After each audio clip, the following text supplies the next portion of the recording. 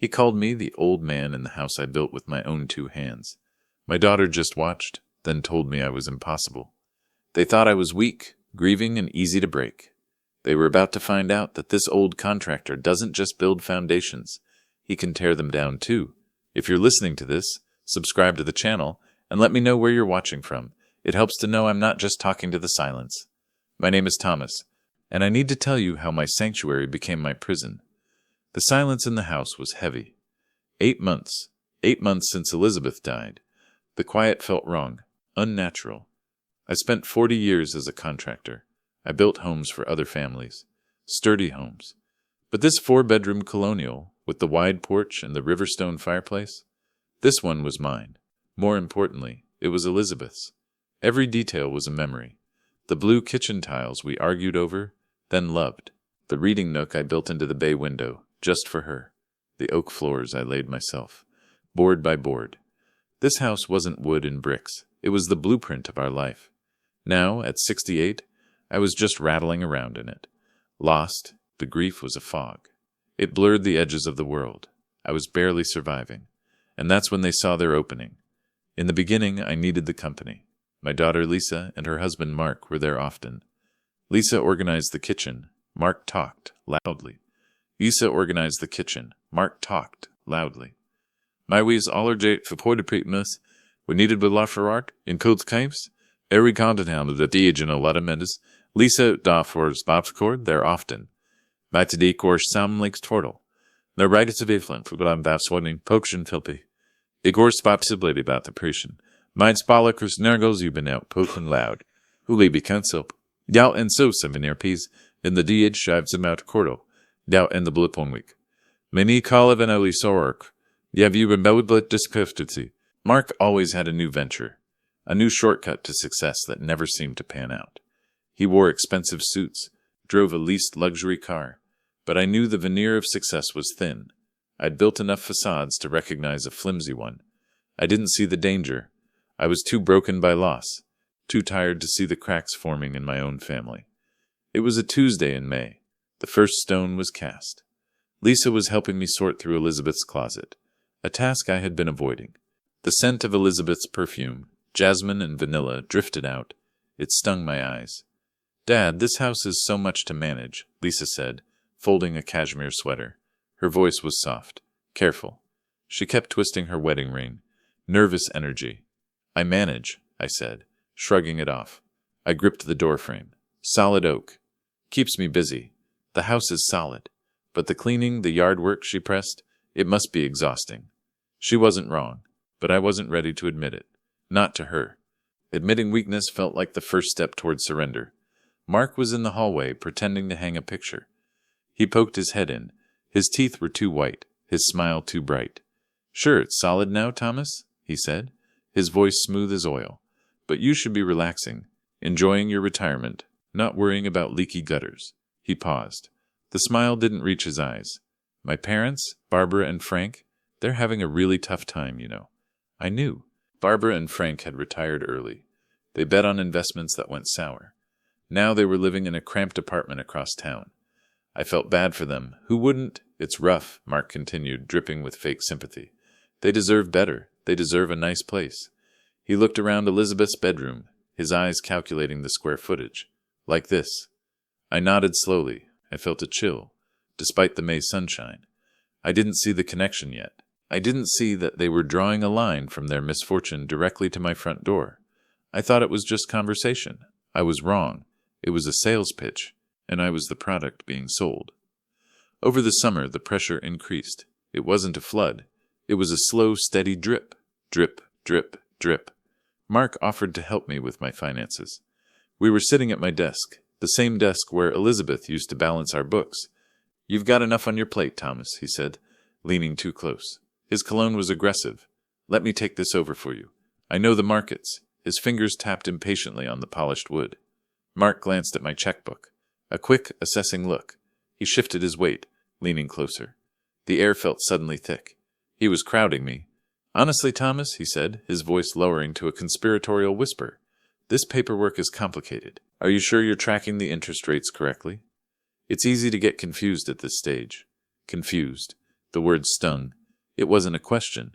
It was an accusation. I pulled the checkbook closer to my chest. "No, thank you, Mark," I replied. He didn't like that answer. His smile tightened.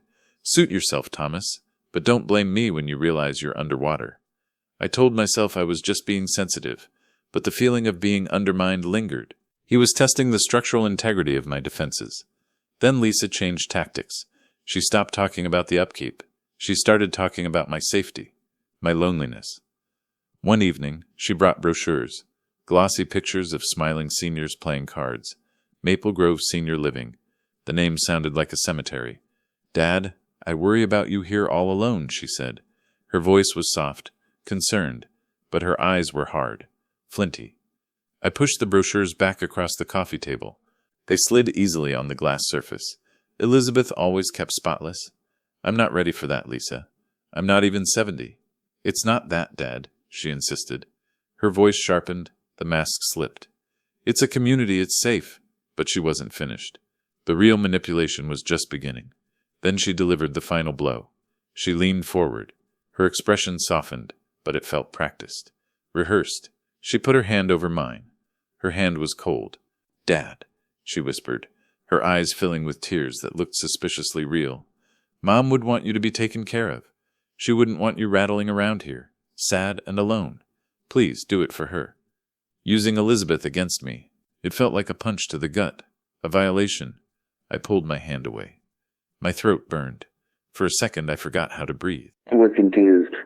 Lisa grew up here? The height markings were still on the pantry door frame. I thought she loved this house, too. I thought she loved me.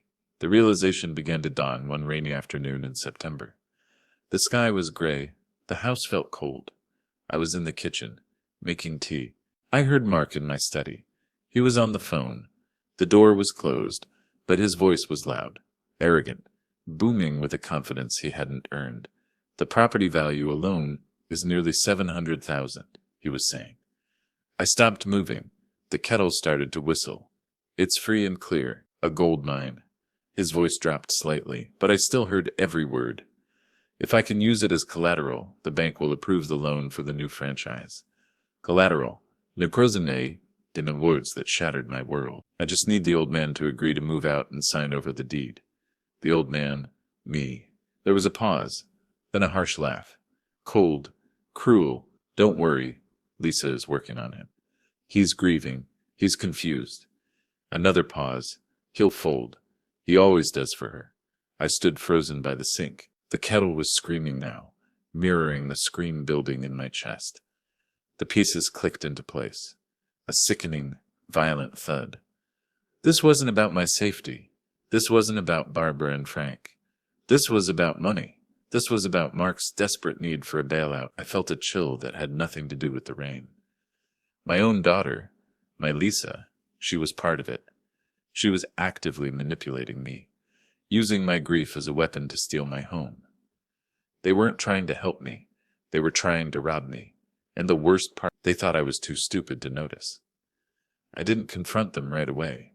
I was still hesitant, still clinging to the hope that I was wrong. I wanted to believe the best of Lisa, the little girl covered in sawdust in my workshop. How could that little girl become this woman? I needed time to process the betrayal, but time was a luxury I didn't have. The illusion shattered completely a week later. I came home from the hardware store. I was buying new Deadbolt's Instinct. I found Mark in my office again. The room smelled of his cheap cologne, and something else, desperation. He was rifling through the bottom drawer of my desk, the drawer where I kept the deed to the house. "Mark," I shouted, dropping the bag I was holding. The heavy locks thudded onto the oak floor. "What in the world are you doing?" He jumped, startled. "Guilty." Then he quickly recovered. He held up a stapler, a cheap plastic stapler. "Just borrowing this, Thomas," he said, his voice too casual. "Lisa said it was in here. It was a lie, a blatant, stupid lie." The stapler was in the top drawer. He wasn't even trying hard. The contempt was clear. "Get out of my office," I said. My voice trembled. A sudden, unfamiliar rage boiled in my chest. Mark didn't apologize. He just smirked. A cruel twist of his lips. He stood up slowly, deliberately. He walked towards me, invading my space. He stopped just inches away, towering over me. "Relax, old man," he sneered, his breath hot on my face. "No need to get agitated. It's bad for your blood pressure." He bumped my shoulder as he left the room. Hard, a physical assertion of dominance. My shoulder throbbed, but the pain in my chest was worse. He thought I was weak. He thought I was broken. He was about to find out how wrong he was. That night, I confronted Lisa. I waited until Mark had gone out. Some business meeting. I found her watching television in the living room. "Lisa, we need to talk," I said. She sighed. Didn't even look at me. "What is it now, Dad?" I told her what I saw. Mark in my desk. I told her what I overheard. The collateral, the gold mine. I laid it all out. I waited for her to be horrified, to apologize. Instead, she just sighed again, as if I were a tiresome child. "Dad, you're blowing this way out of proportion," she said. Her voice was cold, dismissive. "Mark was just trying to help organize your papers. He was looking for the deed. Lisa, he admitted he needed it for collateral." My voice was rising. I couldn't help it. "And that phone call," she continued, ignoring my outburst. "You misunderstood. You've been so paranoid lately." She looked at me then. Her eyes were Elizabeth's shape, but the warmth was gone. "Honestly, it worries me. Paranoid, the gaslighting was staggering. They were trying to make me doubt my own sanity, my own memory. We are just trying to plan for the future," she snapped, standing up. "Your future, our future, our future. Why are you fighting us on this?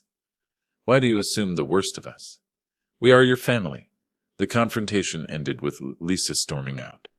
She accused me of being ungrateful, unstable. I was alone again. The silence of the house felt menacing. I locked my bedroom door that night. For the first time in 40 years, I realized I was in trouble. I was under attack in my own home, by my own flesh and blood, and I needed to know the full extent of the danger they posed. The pressure escalated.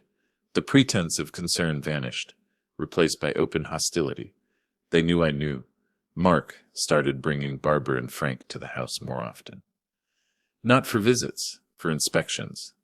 They discussed renovations as if I were already gone, as if I were a ghost. "This wall should come down," Frank said, rapping his knuckles against the load-bearing wall I built.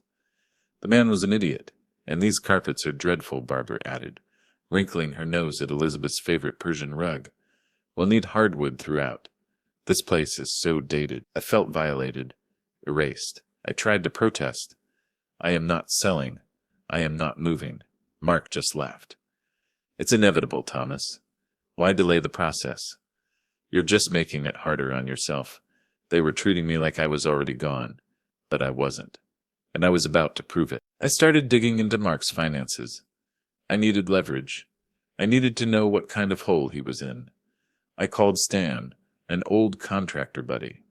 We'd worked together for 20 years. Stan knew everyone in the building and finance sectors. If anyone could find the dirt, it was Stan. "Stan," I said, keeping my voice low, "I need a favor, a big one. I need you to look into my son-in-law Mark's business dealings." Quietly. Stan didn't hesitate. "You got it, Thomas. Anything for you. Give me a couple of days."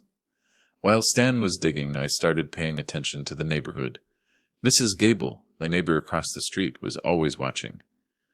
Nosy, but useful today. She was tending her roses when I walked out to the mailbox. "Thomas, dear," she called out, looking nervous. She kept glancing back at my house. "I saw something strange last night." "What was it, Mrs. Gable?" I asked, walking closer. "A car," she whispered, looking over her shoulder. "A big black sedan, tinted windows, parked outside your house. Very late, around midnight. Did you see who was inside?" My grip tightened on the mail. 2 men, big men. They were just sitting there, watching the house. It gave me the creeps, Thomas. "Be careful." My blood ran cold. Watching the house. "Why?" Mark was already inside the walls. "Who else was involved?" Stan called back 2 days later. His voice was grim. No small talk. "Thomas," he said, "it's bad. Worse than I thought. Mark isn't just broke. He's done a serious fraud. Fraud? My stomach dropped. He took investments for that franchise idea. Millions used the money to cover massive gambling debts. And the people he owes? They aren't banks, Thomas. They're loan sharks. The real deal. Dangerous people. The men in the black sedan. It had clicked. They weren't watching the house. They were watching Mark. He owes them a lot, Stan continued. They're squeezing him hard. That's why he needs your house. He needs the collateral immediately to save his own skin. If he doesn't pay up, they're going to hurt him. Maybe worse. The realization hit me like a physical blow. He was willing to sacrifice me, my home, my legacy, to cover his crimes. And Lisa was helping him. She was willing to throw me out to protect her husband. I was terrified. If I exposed Mark, I would destroy Lisa's life. She might be implicated in the fraud.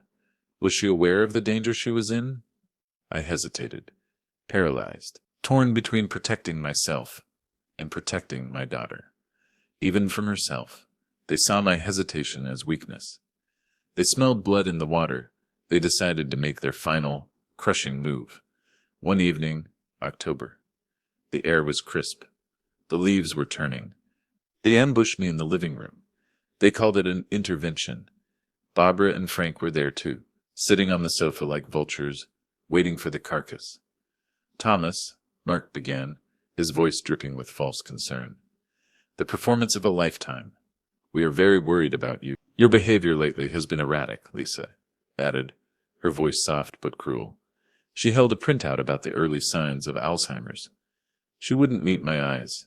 You've been forgetful, agitated, unstable, Mark continued, circling me.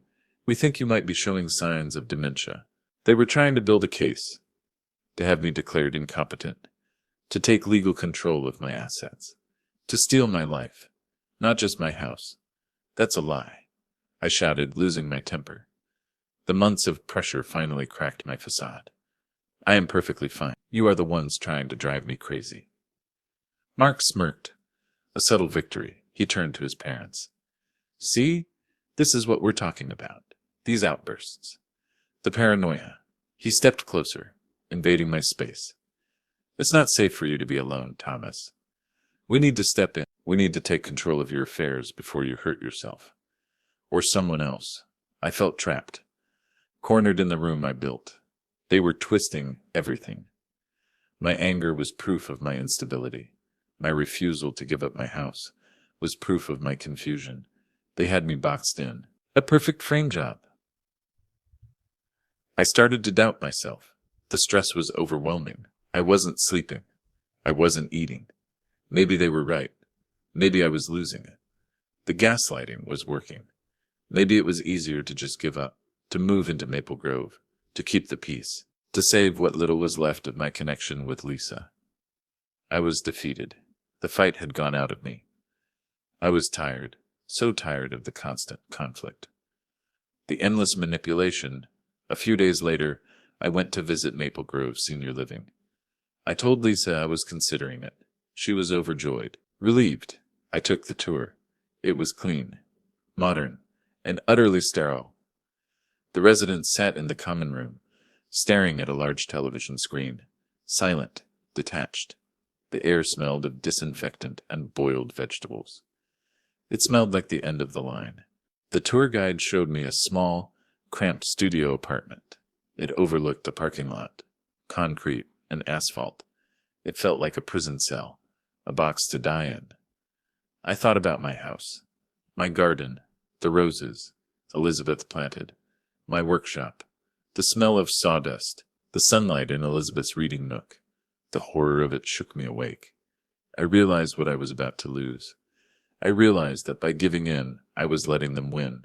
I was letting them destroy the legacy I built with Elizabeth. I was dishonoring her memory by surrendering the home she loved. A surge of anger, cold and sharp, replaced the paralyzing grief and doubt. No, I would not be bullied. I would not be manipulated. I would not let them take my home. The old contractor was back on the job. It was time for demolition. If this story has your heart racing, make sure to hit the like button and subscribe. Every click helps us keep uncovering stories that deserve to be heard. The next morning, I called David Miller. He was my lawyer and an old friend. He handled the closing when we bought the property decades ago. He was the only person I could trust. David, I said, my voice firm, resolute. The weakness was gone. I need your help. I'm in trouble. I met him at his office downtown. The familiar scent of old paper and coffee was comforting. David looked older, grayer, but his eyes were still sharp. Intelligent. I laid everything out. The manipulation, the gaslighting, the intervention, the fraud, the gambling debts, the men in the black sedan, Stan's information, everything. David listened patiently, taking notes, his expression growing grimmer. With every word, he didn't interrupt. He just listened. Thomas, he said when I finished, his voice low and serious, this is textbook elder abuse. Financial exploitation, emotional manipulation. He paused, looked me straight in the eye. And Mark, given his debts and the people he owes money to, he's dangerous. We need to handle this carefully. The validation felt like a lifeline. I wasn't crazy. I wasn't paranoid. I was a victim, but I wouldn't be a victim for long. What do we do? I asked. We fight back, David said. His eyes flashed with determination. But we have to be smart. They are trying to build a case against you. We need to build a stronger case against them. First, we needed to protect the assets. Immediately. We needed a fortress. We need to take the house off the table, David said. We will transfer the ownership to an irrevocable trust. It's ironclad. You remain the beneficiary, he explained. You can live there for the rest of your life, but it's no longer yours to give away. They can't coerce you. It's safe from Mark's creditors, from his fraud, and from their greedy hands. We signed the papers that afternoon. The house was safe. A huge weight lifted off my shoulders. I could breathe again. But protecting the house wouldn't stop the abuse. It might even make it worse. They won't know about the trust yet. David warned me. They will continue to pressure you. Mark is desperate. Desperate people do desperate things. We need proof. Undeniable proof. Emotional abuse is hard to prove in court, David explained. We need concrete evidence of the coercion, the threats, and Mark's volatility. We need them on tape. That's when the plan started to form. A painful, necessary plan. Thanksgiving is next week, I said. The thought made me sick. They are planning a big dinner at my house. Mark's parents will be there. I know they are going to make a final push for the house. They want it settled by the end of the year. Perfect, David said. His mind was already calculating the angles. A high-stress environment. They will feel empowered. They will likely lose their tempers when you refuse. We need to catch them in the act. We decided to set a trap. Struggled with the morality of it. Setting a trap for my own daughter. It felt wrong, unnatural. It felt like I was betraying her, even as she was betraying me. Thomas, David said gently, seeing my hesitation, my pain. The daughter you loved is not the person who is trying to steal your life. You are dealing with predators. You must protect yourself. He was right. The Lisa I knew was gone. I had to protect Elizabeth's legacy. 2 days before Thanksgiving, David sent a security expert to my house. A quiet man named Alexei, professional, efficient. He moved like a shadow. While Lisa and Mark were out shopping for the dinner, using the credit card I gave Lisa for emergencies, Alexei got to work. He installed tiny, high-definition cameras and microphones throughout the dining room and living room. They were virtually invisible, hidden in the smoke detectors, the molding, the vents. We need them to state their intentions clearly, David briefed me later. We were sitting in his car, parked down the street. Like spies.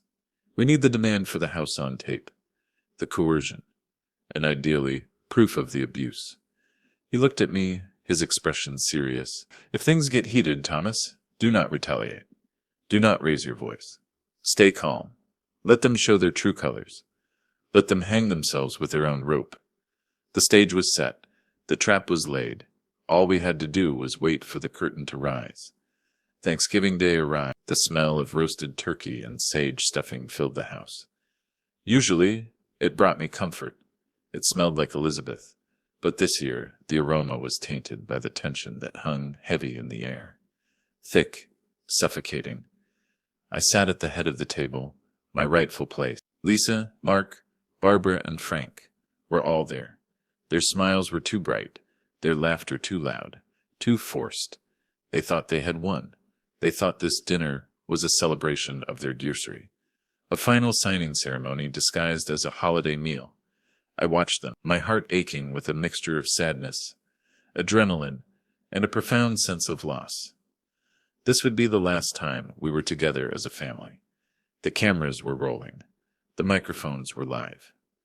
David was monitoring the feed from his car down the street, ready to call the police. We were halfway through the main course. The turkey was dry. The conversation was strained. The undercurrent of anticipation was palpable. It couldn't wait any longer. Mark cleared his throat. He set his fork down with a deliberate clatter.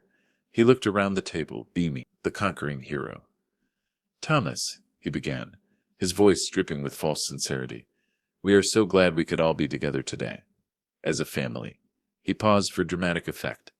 "And speaking of family, we need to finalize the arrangements for the move. My parents need to give notice at their apartment by the 1st of the month." He raised his glass to new beginnings and to your generosity. The final demand, right on cue. I took a sip of water. My hand was steady. My heart was hammering against my ribs. But my voice was clear, calm. "Mark, I have thought about it long and hard," I said, "and I have made my decision." They all leaned forward, expectant, their faces glowing with greedy anticipation. The vultures ready to feast. "I am not moving," I said, my voice quiet but firm. "I will not give up my house. Not to your parents, not to anyone." The silence that followed was explosive, deafening. Mark's glass stopped halfway to his lips. His face turned a deep, mottled red. His eyes narrowed to slits. The mask vanished. The monster underneath was revealed. "What did you say?" he hissed, the venom dripping from his voice. "I said no," I repeated. I looked him straight in the eye. I didn't blink. "This is my home. I built it, and I will die here." Mark exploded. He jumped to his feet. His chair scraped violently against the hardwood floor. The sound echoed in the silent room. "You stubborn old fool!" he roared. His voice filled the room. The microphones caught every word. "We had a deal. You agreed." "We had no deal," I said calmly. "Just as David and I had rehearsed. You tried to bully me, to manipulate me, to steal from me. And I refuse." Lisa chimed in, her voice shrill, panicked. "Dad, how can you do this? How can you embarrass us in front of everyone? We told them they could move in." "You promised something that wasn't yours to give," I said, turning to her. The coldness in her eyes broke my heart all over again. My little girl was truly gone. Mark was pacing now, his rage boiling over. He was losing control, exactly as David predicted. He couldn't handle rejection. He couldn't handle failure. "You sit here, hoarding this place while we suffer," he screamed. He was spitting now, his face twisted in a mask of rage. "My life is on the line. My parents are struggling. And you don't care." His desperation was raw, ugly, pathetic. And then he crossed the line. He went too far. He stopped pacing. He stared at me, his chest heaving. His eyes darted to his plate, then back to me. He picked up his knife, then slammed it down. The silverware rattled violently. The tension escalated rapidly. He was unpredictable, dangerous. In one swift, violent motion, he grabbed his dinner plate, still half full of turkey and gravy, and flung it directly at me. Time seemed to slow down. I saw the plate spinning through the air, spraying food across the pristine white tablecloth Elizabeth loved. It struck me hard in the chest, the impact stinging sharply, the ceramic digging into my collarbone. The plate shattered on the floor behind me. I gasped, the pain radiated through my chest. My sweater was ruined. I didn't move, I just looked at him. The silence was absolute, broken only by Barbara's theatrical shriek. Mark stood there, fists clenched. He didn't apologize. He didn't show any remorse. Instead, he pointed a shaking finger at me. "You see what you made me do?" he screamed. "The logic of an abuser. You are tearing this family apart." He leaned over the table, his face inches from mine. I could smell the wine on his breath. His eyes were wild. "You don't think about the family," he said, his voice venomous. "You only think about yourself." I turned my gaze to my daughter, Lisa. I waited, a desperate flicker of hope still burning in my heart, that she would defend me, that she would apologize for her husband's violence, that she would ask if I was okay. She looked at the mess on the floor, then at her furious husband, and finally at me. Her eyes were cold, colder than the November wind outside. "Dad," she said, her voice flat, emotionless. "Mark is right. You're impossible." She paused. The betrayal complete. The knife twisted deep into my soul. "You'd better leave." They were kicking me out of my own house on Thanksgiving, after my son-in-law had assaulted me. The absurdity of it, the sheer, crushing cruelty, hit me all at once. The plan had worked perfectly. The evidence was secured. The nightmare was almost over. And then something unexpected happened. A slow smile spread across my face. So I smiled. It wasn't a happy smile. It was a sad, knowing smile. A smile of relief. A smile of victory. The painful evolution from victim to survivor was complete. They all stared at me, confused. Mark's rage faltered, replaced by bewilderment. He expected tears. Fear, surrender. He didn't expect a smile. Lisa's eyes narrowed, suspicion dawning on her face. She knew something was wrong. I got up and left. I didn't storm out. I didn't shout back. I simply stood up, brushed a piece of turkey off my sweater, and walked toward the front door. "Where are you going?"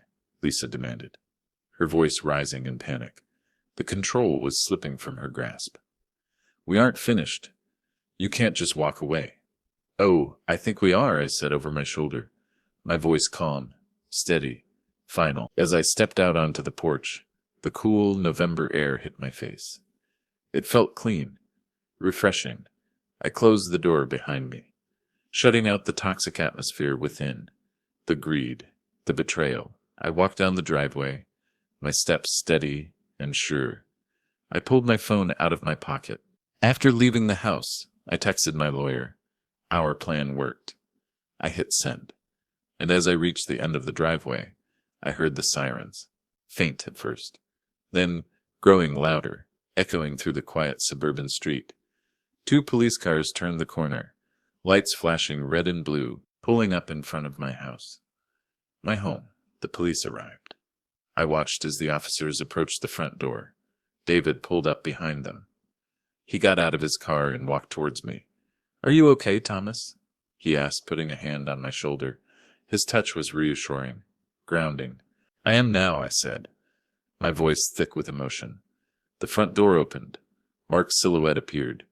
Confused, annoyed, the arrogance still clinging to him like a cheap suit. "Can I help you, officers?" I heard him say, his voice dripping with entitlement. "We received a report of a domestic disturbance and assault," one of the officers replied firmly. David had made the call as soon as the plate was thrown. "Assault? That's ridiculous." Mark scoffed. "We're just having Thanksgiving dinner." That's when I walked back up the driveway, David by my side. Lisa saw me first. Her eyes widened in shock. "Dad, what is this?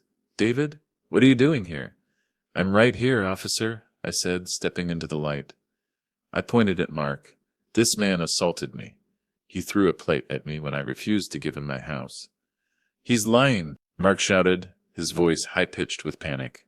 The cornered animal was squealing now. "He's old. He's confused. He tripped. We were trying to help him." "That's not what the video shows," David said, his voice booming with authority. Mark's face went pale, white as a sheet. He realized the trap he had walked into. The cameras, the setup, the realization that he had been outsmarted by the old man.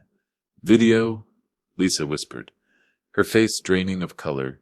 She looked at me, accusation and fear mingling in her eyes. "We have high-definition video and audio of the entire evening." David informed the officers. "The threats, the coercion, the assault. It's all recorded." The officers stepped forward and handcuffed Mark. He started struggling, shouting obscenities, screaming about entrapment, about his rights, the pathetic last stand of a bully. Lisa was hysterical. "Dad, how could you do this? He's my husband. We are your family. He's a criminal," David said, stepping between us. "Protecting me even now. And we have the proof. Not just the assault, but the fraud. Thanks to the information your father gathered through his contacts, we've been investigating his business dealings. He's facing serious charges." He turned to Lisa, his expression grim. "Lisa, you should know something else. The house you wanted so badly. The collateral you needed." He paused, letting the anticipation build. "It's in an irrevocable trust. Your father protected it weeks ago. You were never going to get it." The realization hit her like a physical blow. All the manipulation, all the betrayal, all the destruction of our relationship had been for nothing. She had chosen greed over love, and she had lost everything. She sank down onto the porch steps, her sobs echoing in the quiet night. I felt a pang of sadness. But it was distant, muted. The wound was too deep, the betrayal too complete. The police cars left, taking Mark with them. Barbara and Frank disappeared back into the house. Ashamed, defeated, I told the remaining officer they needed to leave my property immediately. They packed their bags and left within the hour. I stood there, watching the flashing lights fade into the distance. I had won. I had protected my home, but the victory was hollow. The silence that followed the sirens was deeper, sadder than the silence after Elizabeth died. I had saved my house, but I had lost my daughter. The aftermath was swift. Justice was served. Mark was charged with assault, extortion, and later fraud. The video evidence was undeniable. Stan's information about the loan sharks added pressure, leading to a swift investigation. He took a plea deal. It included significant jail time. The dangerous people he owed money to would have to wait. When the details of his fraud and gambling debts came out, Lisa finally realized the extent of his manipulation. Or maybe she knew all along. I still don't know. She was questioned by the police regarding her involvement. David managed to keep her out of jail, arguing she was also a victim of Mark's manipulation. I didn't fight it. I didn't want her to suffer more than she already had. She divorced him a few months later. She lost the expensive lifestyle, the facade of success. She tried to apologize. She sent me letters, emails, voicemails. She begged for forgiveness. She said she was lost, that Mark had poisoned her mind against me. But the wound was too deep. The trust was shattered. I couldn't forget the coldness in her eyes when she told me to leave. I couldn't forget the months of manipulation and gaslighting. I couldn't forget that she chose him over me. I continued living in my house. The silence was back, but it felt different now. It felt peaceful, safe. Earned, I sit in the living room, staring at the fireplace I built with river stones. The fire is lit. The room feels warm again. The shadows of the past have retreated.